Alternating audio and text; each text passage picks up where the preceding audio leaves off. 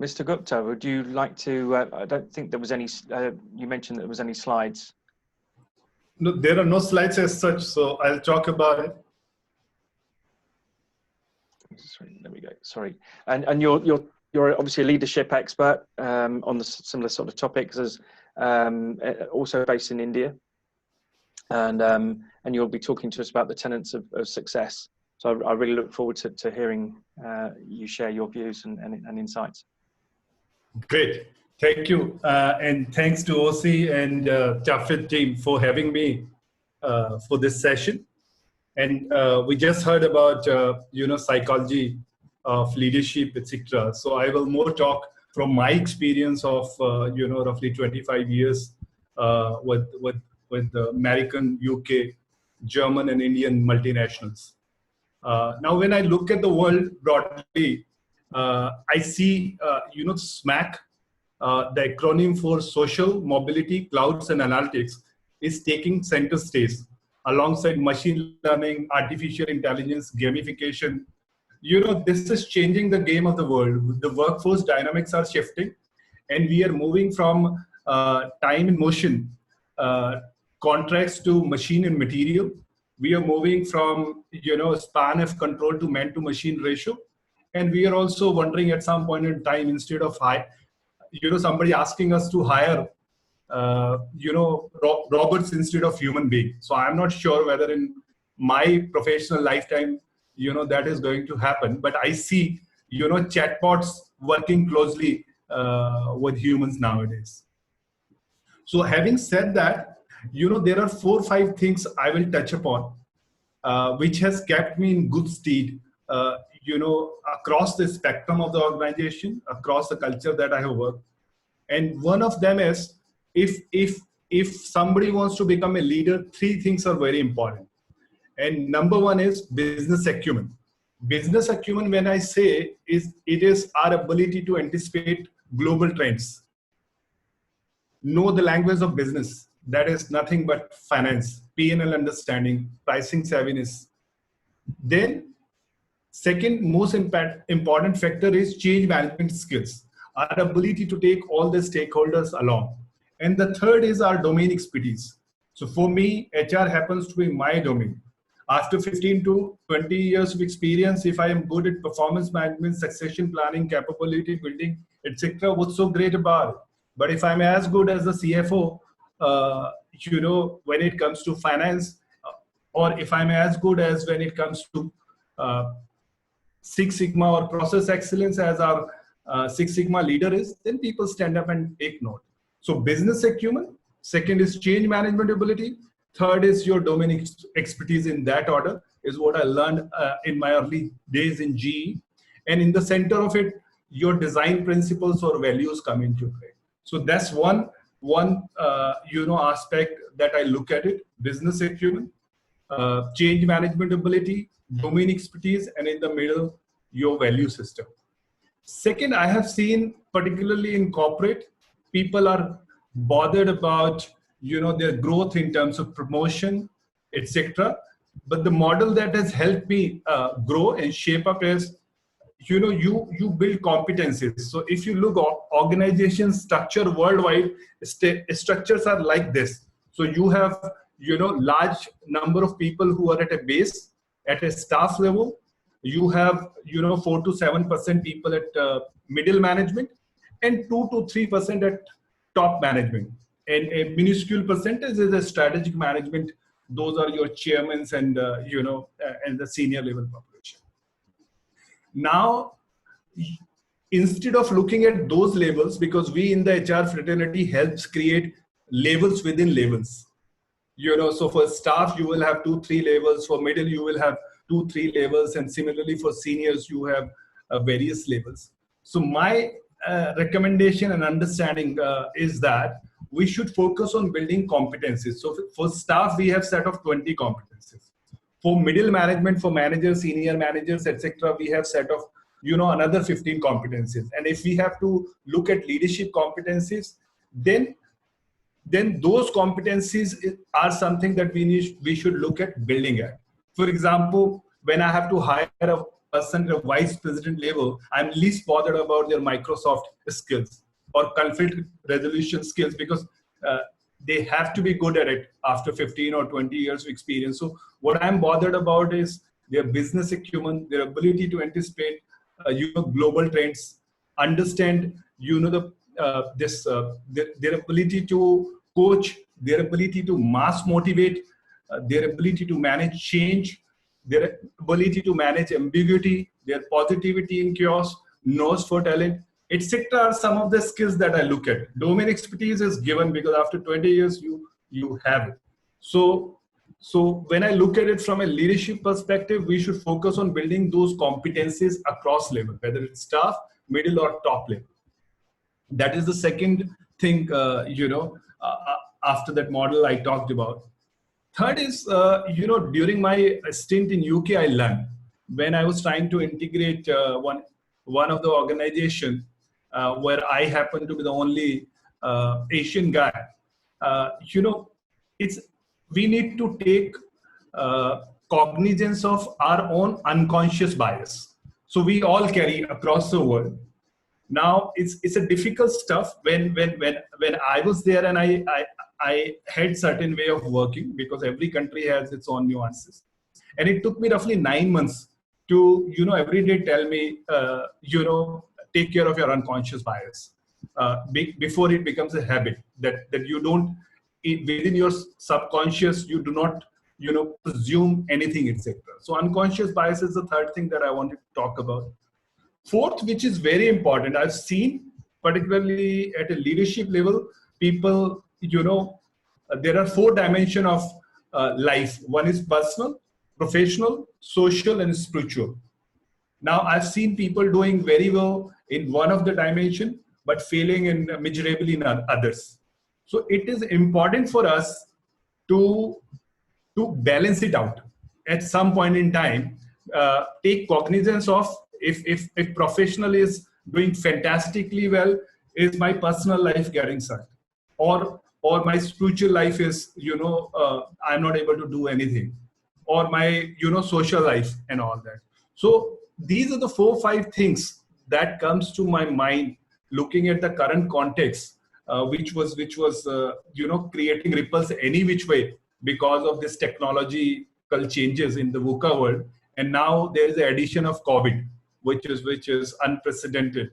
So 5 things that I have talked about is the business model, as I said, domain expertise, change management ability, business acumen, change management ability, and domain expertise. And in the middle is your design principle or values. Second, I talk about focus on competency building rather than designations. Third, I said we need to take cognizance of our own unconscious biases. And next, I talked about balancing your personal, professional, social, and spiritual. So with this, I will open myself up for questions, if any, and rather would like to talk through those questions. Edward, over to you. Oops, I come off mute. Absolutely. Thank you very much. Once again, thank you for your insight on those 5 basic tenets. Do we have anyone from the audience, from the participants, that would like to ask Mr. Gupta a question? I'll just give people a few moments to raise their hands. Whilst they're doing that, I completely empathise and agree with some of the learnings that you have shared. In hiring, you always look for aptitude for certain qualities in individuals, and I think that you make the right point. It's how do you develop those within an organisation, or whether it be within a structured organisation or sort of a non-profit, or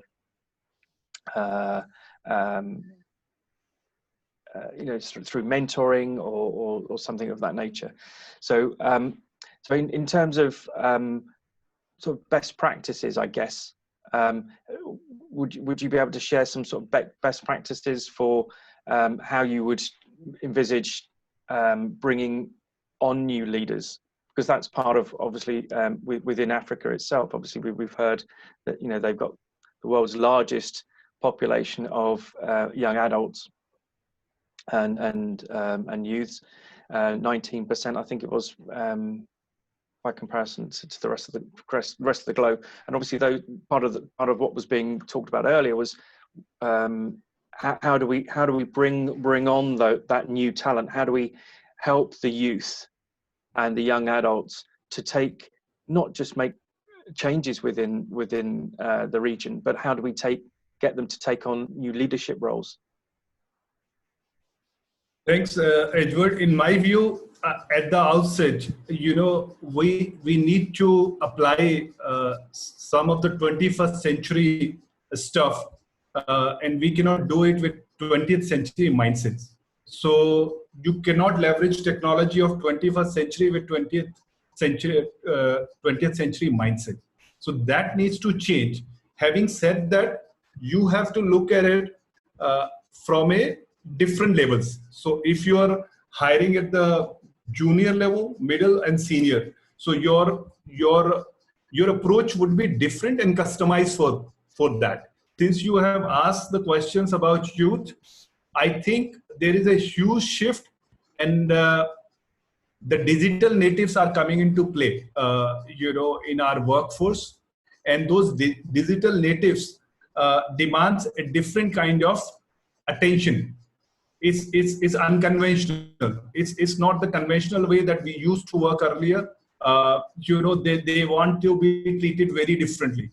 So some of the organization, they have to look within their culture and see, you know, how they transform themselves to be ready to welcome those digital natives, you know, who have been born after 2000 and work very differently. And how would they make sure, you know, they coexist with people who are in mid-40s or people who are almost at retire stage. So how do they bring that combination together and create an ecosystem which works towards achieving a single goal, that is organizational growth, is one of the challenges that majority of the organization faces, and they are adopting various programs and practices to suit their own context. So there cannot be one solution that will fit all. It will depend on the culture, it will depend on the context of the organization,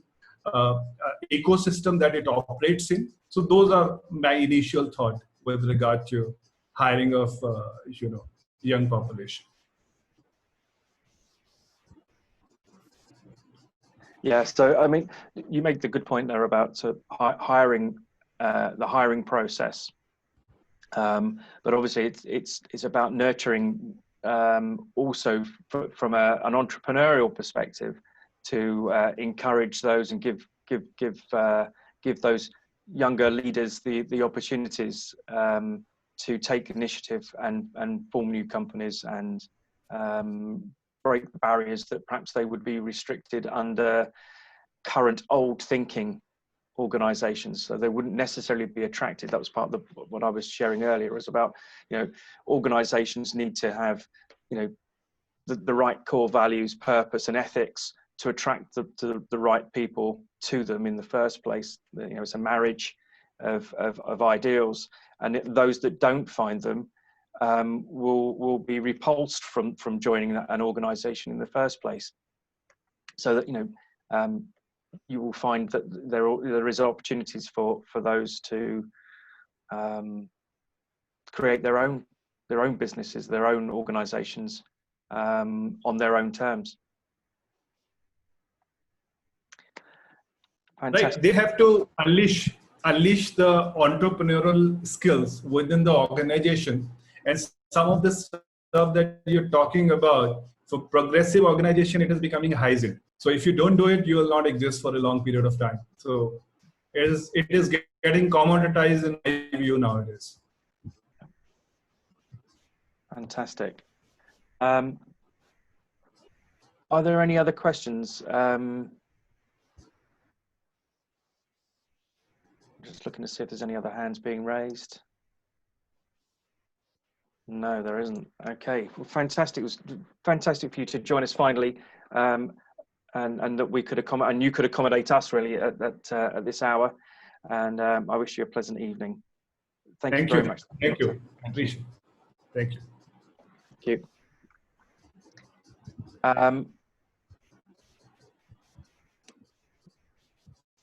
Okay, our next speaker is our founder.